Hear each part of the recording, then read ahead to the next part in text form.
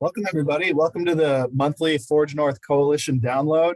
If you're watching this for the very first time, just a quick update, or if this is your sixth Coalition download, you've heard me say this probably 6 times. But the Forge North Coalition is made up of dozens of different leaders across our startup ecosystem, entrepreneurs, investors, community builders, all sorts of different partners.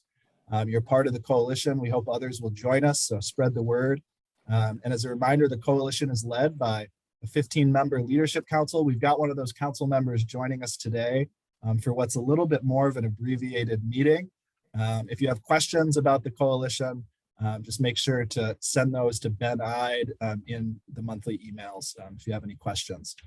Today's agenda. So every month we have one of these coalition downloads, and there are 3 components to them.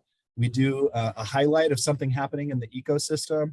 We do some updates from across the coalition. And then usually every month, we dive deep into a Forge North project. This month, we're taking the month off, and we'll return to that in May. So to get started, we're going to do it a little bit out of order this month. We're going to do an ecosystem highlight first with a good friend and partner and council member of Forge North, Anisha Murphy, and then she'll drop and I'll do a few coalition updates. So looking forward to it.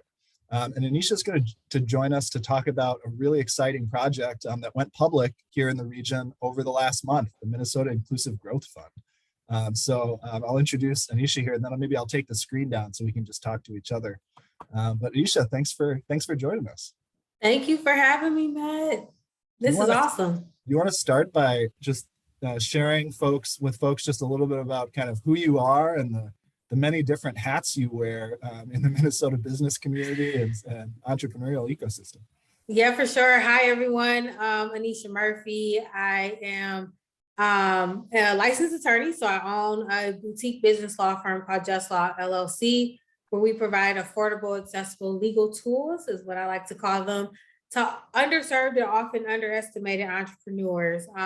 In addition to that, I am the Vice President of Community Advancement or Community Impact at the Community Reinvestment Fund USA. And in my capacity, I actually oversee 3 markets. So I oversee the Twin Cities market, Detroit, and Chicago market, in addition to our new market expansions, and really leveraging and figuring out how we amplify community voice in innovative financial resources and tools and products that come out of CRF. That's awesome. Well, I think congratulations are in order because you're in a new role, not a new organization. You've been there for a couple of years. So tell us more about that and what you'll be working on moving forward that's maybe a little different. Yeah, so thank you. I am new, yes, to my role. I started off as the Director of Community Advancement in the Twin Cities Marketplace at CRF, and was recently promoted to the Vice President. In my role, in my capacity, really looking at our place-based markets and figuring out how we can amplify and making sure we amplify community voice in the design phase, and also sort of the outlay of everything that we do when it comes to innovative financial products and services that CRF offers. I think historically, financial systems, as you know, Matt, and financial institutions create products and resources and push them to community. And in my role, and at least since I started at CRF, I have been really challenging our internal team of how do we think about this differently? How do we use the small business and use them or look at them from a human-centered design standpoint, and then build around what their needs are versus building a product, service, or resource and pushing it to the small businesses. And we work with entrepreneurs located in low to moderate income communities, and also BIPOC, women, veteran, etc. So I'm really excited. I mean, this is new. I'm new in my role. This is actually a new division or the new role for CRF in its entirety. So that's really exciting, and it's a challenge, especially when you are getting people to think about really prioritizing community first, right? As we work collectively and collaboratively to dismantle institutional and systematic barriers that have prevented, communities of color, women, veteran from advancing, especially when you think about traditional financial systems. Well, it's incredible work that you're doing, and you hinted at some of it, but you wear so many different hats in Minnesota, and I'm constantly in awe. One of those has been you're a founding member of the Forge North Leadership Council, and so you've been working with others for the last couple of years on the goals for our startup ecosystem and some of these projects.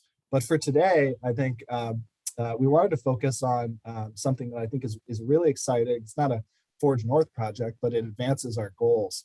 And it's the Minnesota Inclusive Growth Fund. And so I wanted to start by just asking, where did this come from? We're going to share the links and talk a little bit about the project, but where did it originate?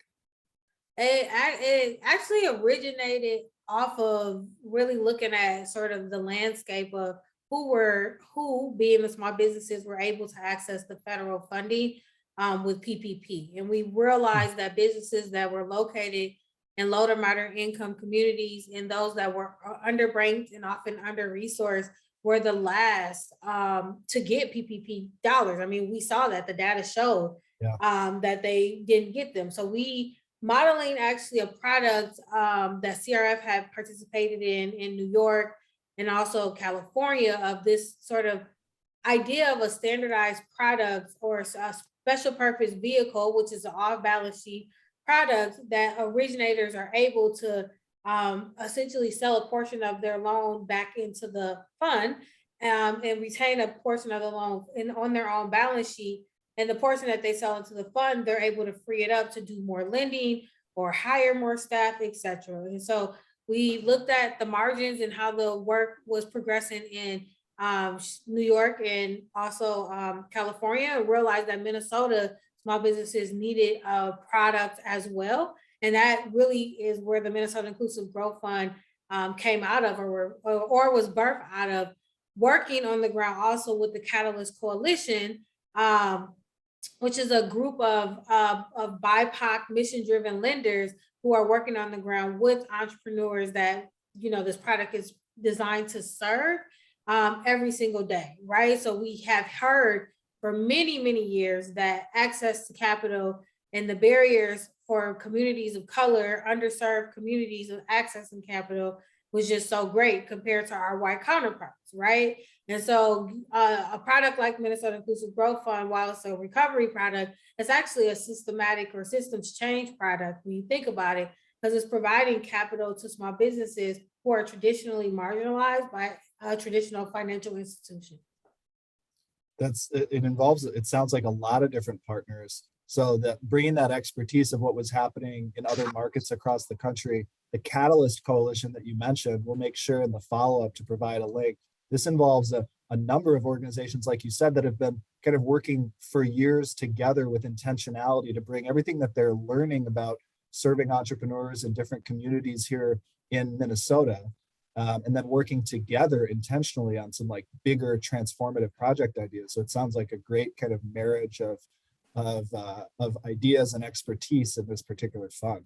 So for now, on both sides of the fund, let's talk first about if you're an organization that might like to contribute to the fund, where is it at, and what are folks seeking in terms of other organizations that can help capitalize the fund? Yeah, so how partners can participate is that, you know, the Minnesota Inclusive Growth Fund provides a centralized experience for mission-driven lenders to provide application, loan origination, and servicing support to ensure that they're meeting a demand for community lending. To that extent, MIGF offers low capital, flexible capital for these mission-driven lenders, which is the Catalyst Coalition, to offer affordable, sustainable, and flexible loans to small businesses. To really participate, or I should say, local lending partners will apply operational standards of due diligence, decisioning, and monitoring to MIGF loans, and will offer technical assistance to businesses during the monitoring phase. So we call that pre-loan TA.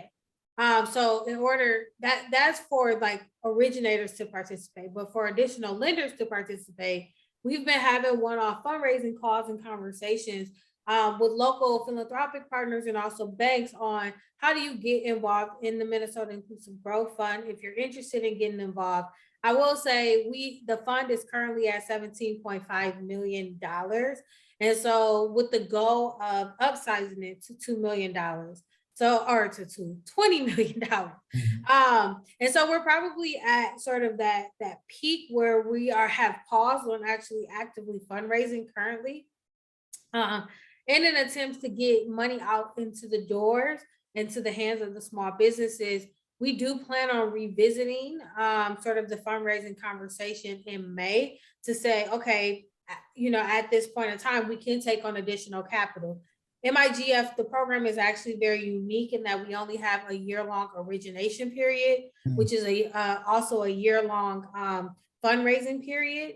And so we can't, unless we get an approval from the lenders to be able to bring on additional capital, we won't be able to bring on additional capital past November, because the fund actually did a soft launch in November and we did a larger marketing ploy in March. And so I will say, if we have any interested funders that are interested in it, happy to take a call. I just talked to Casey from St. Paul Bigelow Foundation last week and others, just to talk about the dynamic of what this is, and whether or not it actually makes sense to expand our origination period to take on additional capital based off of sort of the needs in this marketplace. That's great. Well, I know you have to jump in a minute to get to another meeting. Is there anything you want to share with partners about getting the word out to business owners or anybody else that's a priority for the next couple months? Yeah, I feel like I ran through this so fast because I had another meeting. So, but real quick, within the Minnesota Inclusive Growth Fund, there's actually 2 facilities. So the first is a small business product that it's at 5%, 12-month interest only payments. The use of proceeds is really for working capital for those small businesses. And then also, sorry, they're pinging me.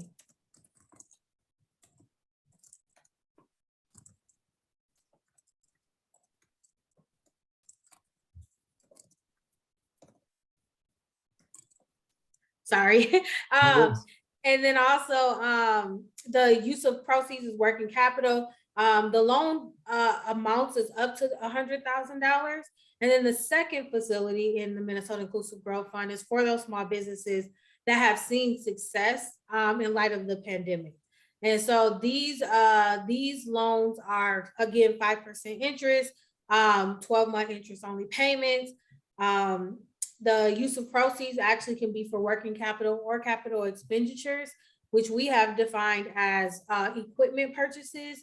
And the loan proceeds, or sorry, the loan amounts is between $100,000 to $200,000. And so we tried to create a product in MIGF that fits, that sort of speaks to both demographics of small businesses that need the money the most. And then small businesses who are interested can learn about the program and fill out a pre-application to be considered for an MIGF loan at our website, which is www.mngrowthfund.com. I'm taking questions. So if anyone has any questions or just want to know more about the program, you can email me at anisha@crfusa.com, and we can set up some time to really discuss whether or not this is a viable product for your small businesses, or even just to talk about partnership in my new role at the Community Reinvestment Fund. Awesome. Well, this is an amazing project. We'll make sure that we have all the links and email addresses out to the all members of the coalition. Amazing work. Thank you for everything you're doing in this project and the broader ecosystem for Forge North. And congratulations on the new role. We're excited. Thank you, Ben. I'm excited too. Thank you for allowing me to join you today. And sorry, I feel like I ran through that information so fast, but I had a meeting that just came up. So sorry. That's okay. We just want to get people excited, and then they'll follow up with you to learn more. So thank you. Yes, thank you. Talk to you all soon. Awesome. Thanks. Bye. Bye. All right. Well, really quickly, I'm just going to run through updates from the Forge North Coalition for the next few minutes, and then we'll call it a meeting. Hold on one sec. All right. So coalition updates. So a couple things on the project front. So generally, every month we do a deep dive into one of the signature Forge North projects. Once again, this month we're taking a break, but we'll be back to that in May. So 2 updates from the last month to make you aware of. One is the MSP Equity Fund. So this is another kind of exciting fund in the region. Last month, the project captain for this project, Al Cornish, joined us in our March coalition meeting, and he gave everybody a preview of what was announced publicly a few days later, which is this venture capital fund of funds focused on investing in Black, brown, and women-led startups here in Minnesota. So you just heard Anisha talk about a really exciting fund providing loan capital. This is kind of a venture equity in kind of high growth startups in a variety of industries. And the fund to fund, as a reminder, will invest into up to a dozen different vehicles investing in Minnesota startups. So there's updates on the project. There's some great coverage, and we're excited to share more this summer. We'll have Al back in to talk about the progress. And then the second big project update, a few months ago, we had project captain Michaela Rossert of Groove Capital, who's leading our angel activation project. So this will be a multi-year effort to recruit more Minnesotans to become angel investors. And so there's a milestone we wanted to share in that project. In June, we'll be hosting Angel Fest at Huntington Bank Stadium, which will be kind of the flagship annual summit to bring together Minnesota angels and prospective angels to talk about trends and opportunities in the space. So this is an exciting event that's going to be a huge milestone in our campaign. And then later this year, we'll have Michaela back in to not only talk about this event, but our broader marketing and PR efforts to get more Minnesotans interested in becoming an angel via whatever vehicle, fund, group, other opportunities that are out there to be active. A couple updates to our team, different teams within the Forge North Coalition. One is our Leadership Council. So Anisha is one of the 15 members of that Leadership Council. And within the last month, just a quick update, we transitioned chairs, co-chairs of that Leadership Council from founding co-chairs Amy Langer of Salo and Brett Carter of Excel Energy to our new co-chairs, Mary Grove of Bread and Butter Ventures and Mike Jones of Huntington Bank. So that was fun, and there's more on that on the Forge North blog, as well as some updates about our first group of Forge North fellows that are joining the Leadership Council in executing our signature projects. And then we're seeking our first managing director. So we shared that last month. Interviews are underway, and we hope in the next month or two to be able to introduce that person to the coalition. And then a fun update to one of our teams within Forge North.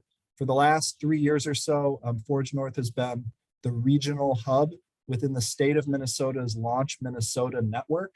So the regional hub means here in the Minneapolis-St. Paul Metro, the greater Minneapolis-St. Paul Metro. We are kind of the hub in this statewide network as Forge North, where there's actually a team of entrepreneurial support organizations that receive grant dollars for educational programming in our statewide entrepreneurial network. And so 11 entrepreneurial support organizations are part of the Forge North team in that regional hub. So you can learn more about that announcement at Launch Minnesota's website. And then just a couple other quick updates to round us out, just other kind of things to note across the coalition.